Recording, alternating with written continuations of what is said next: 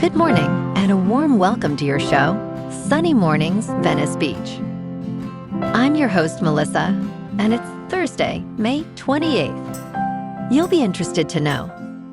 67 years ago, today, in 1959, two small primates completed a successful suborbital flight and returned alive after riding a rocket into the upper atmosphere, demonstrating that complex organisms could survive short space travel.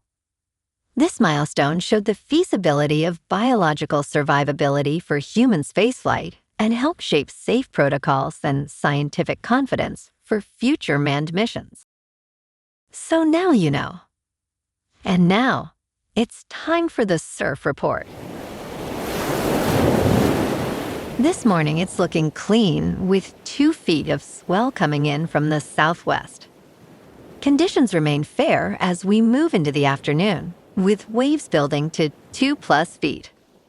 Winds will shift to onshore at around 8 miles per hour by early afternoon, adding some chop to the surface.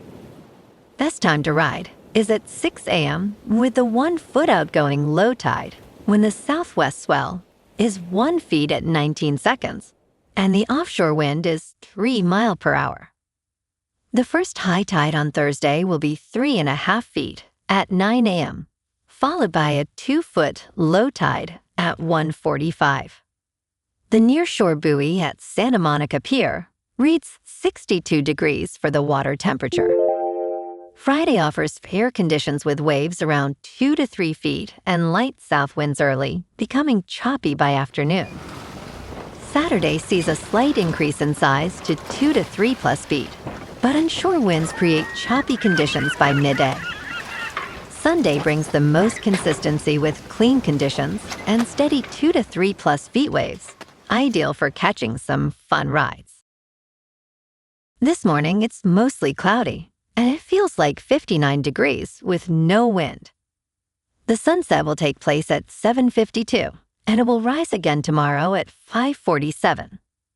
It looks like we're in for a partly sunny day, with a high near 65 and a light southwest breeze, around 10 miles per hour, along with a slight chance of rain showers after 5 p.m. If you're inland, it will hit a high of 65. Tonight, expect partly cloudy skies with a low around 53 and light winds around 8 miles per hour. Looking ahead in the weather. Friday is sunny with a high near 67 and a west-southwest wind of 5 to 15 miles per hour, gusting to 20. Patchy fog is possible overnight into Friday night with lows near 55. Then Saturday and Sunday mornings may feature patchy fog before becoming mostly sunny with highs rising to near 69 on Saturday and near 70 on Sunday and Monday. Nights stay mild in the upper 50s to around 60. Bonjour, food enthusiasts. This podcast is brought to you by Versailles Cafe and Pastries in Encinitas. Nestled on El Camino Real South, just north of Encinitas Boulevard, this cafe is a haven for culinary delights. Indulge in their amazing Eggs Benedict or their gluten-free crepes. You can grab a panini for lunch or just breeze on through to get your morning coffee. They are open every day from 8 to 5. So stop on by and don't forget to tell them Sunny Morning sent you.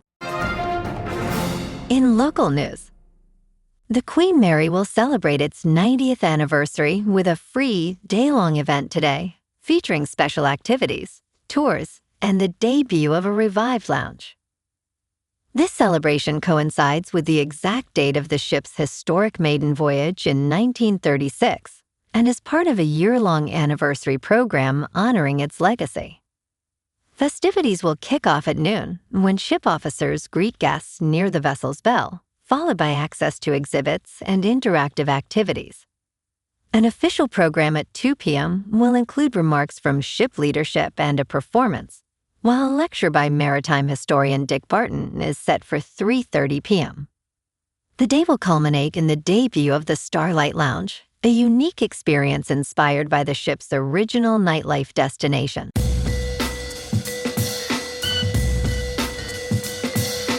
Now on to sports. Adam Silver, the NBA commissioner, announced the league will adopt an artificial intelligence automated system to review out-of-bounds calls.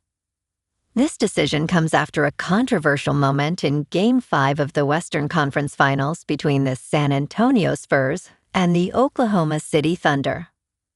Despite the ball hitting Thunder forward Chet Holmgren, Spurs center Victor Wembanyama was wrongly assessed a turnover.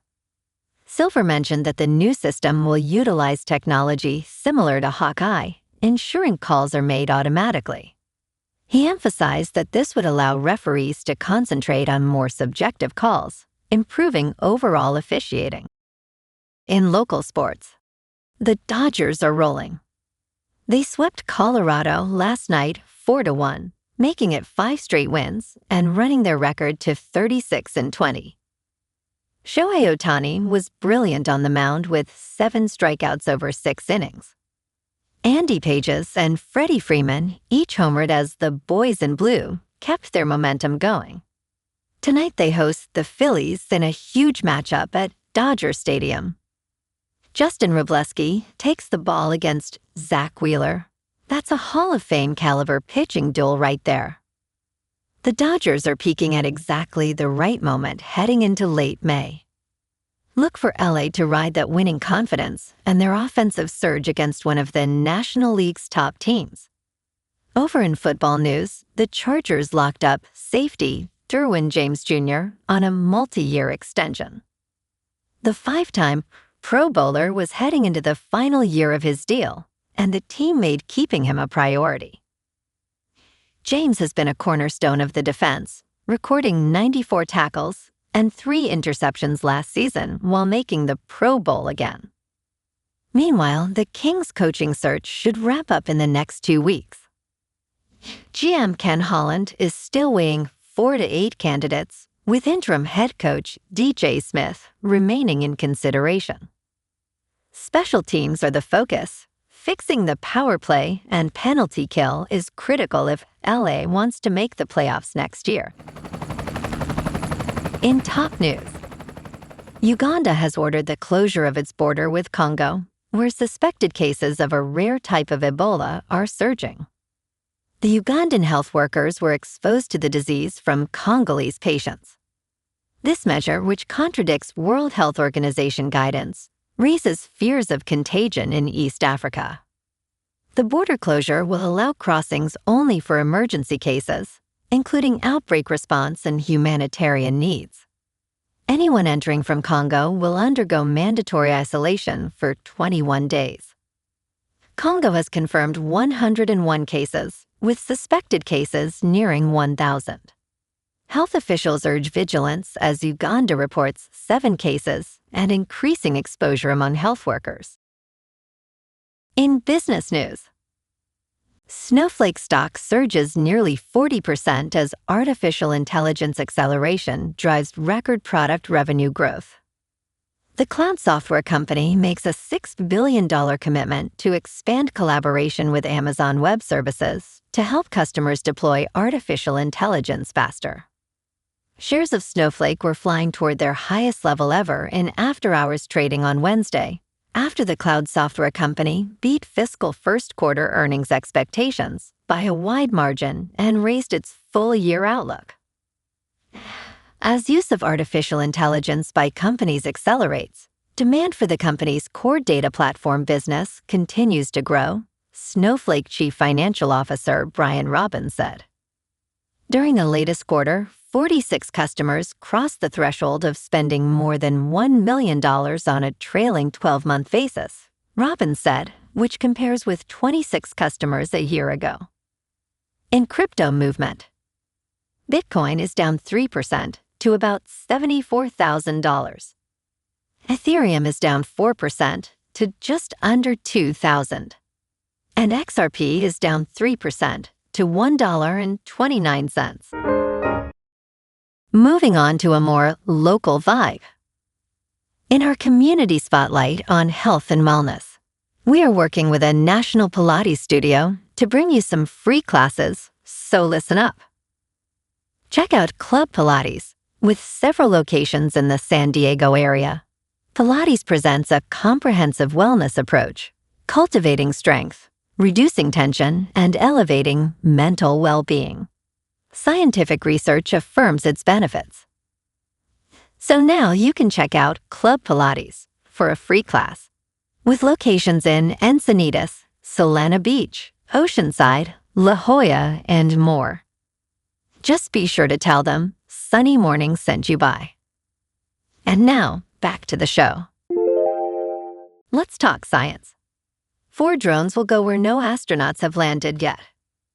As NASA looks ahead to Artemis 3 in mid-2027, the agency is sharing new details on several projects, including a future permanent moon base and a drone mission called Moonfall. The mission will send 4 drones to survey the surface of the moon's south pole to identify potential landing sites for future Artemis astronauts. According to the update, the Jet Propulsion Laboratory in Southern California has been developing the drone design and testing prototype hardware ahead of the scheduled 2028 launch. Each drone will land on the moon's surface and gather high-resolution imagery of the terrain over a single lunar day, which is up to 14 Earth days. After each drone's last flight, its survive-the-night payload will continue to work for several months. Payloads designed to survive the night can endure sub-zero temperatures of the lunar night, which can reach as low as -208 degrees Fahrenheit.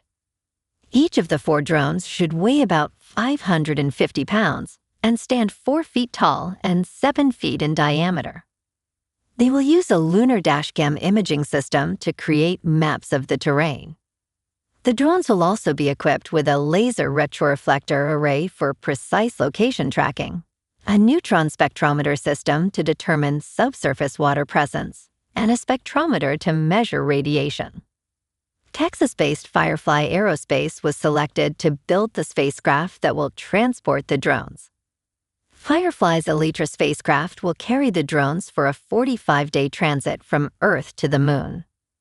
After entering lunar orbit, it will perform a braking maneuver to send out the drones, roughly 31 miles above the lunar South Pole. No stranger to lunar exploration, Firefly Aerospace's Blue Ghost lander became the first commercially built lander to reach the lunar surface in March 2025. While on the moon, Blue Ghost delivered 10 NASA instruments designed to gather lunar subsurface data and snap some beautiful images of a solar eclipse. Some scientists worry that extracting resources from the moon could jeopardize research, while many indigenous nations see the moon as sacred and oppose any desecration. As of now, NASA and 66 other nations have signed the Artemis Accords. While not an international treaty, the Artemis Accords is an agreement for high-level principles of space exploration, providing a basic legal framework for exploring and developing the lunar surface during this century. However, the NASA-led Artemis Group is in direct competition with an initiative led by China to explore the lunar South Pole and potentially extract its resources.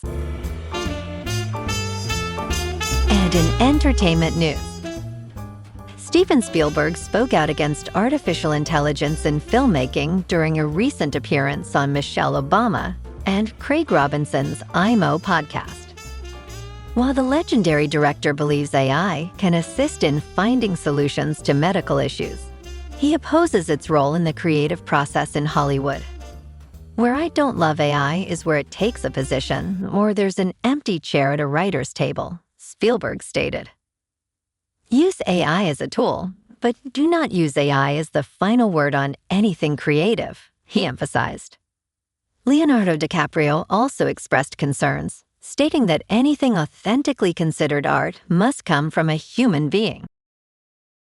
Well, alrighty folks, it's time for the quote of the day. And today, our quote comes from the American science fiction writer Isaac Asimov. And he said, "The saddest aspect of life right now is that science gathers knowledge faster than society gathers wisdom." And that's a wrap for this morning. You can check out our Instagram, YouTube, and TikTok for some captivating aerial videos with local news and the surf reports. an amazing day, my good friends. We'll see you tomorrow with another episode of Sunny Mornings Venice Beach.